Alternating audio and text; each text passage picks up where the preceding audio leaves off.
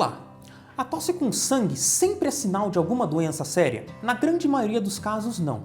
A tosse com sangue ela pode ser proveniente das vias respiratórias altas, isso é, dos seios da face, da boca, da garganta, do nariz, que ele sangra, ele vai para a via respiratória e você tenta tossir esse sangue para fora.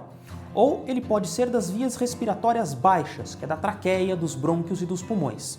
Geralmente, quando essa tosse vem das vias respiratórias baixas, é fundamental a realização da broncoscopia para a identificação desse tipo de sangramento. Pois, apesar da maioria da tosse com sangue, chamada de hemoptise, ser causada por inflamações crônicas dos brônquios e dos pulmões, ela pode estar associada a doenças muito graves do pulmão.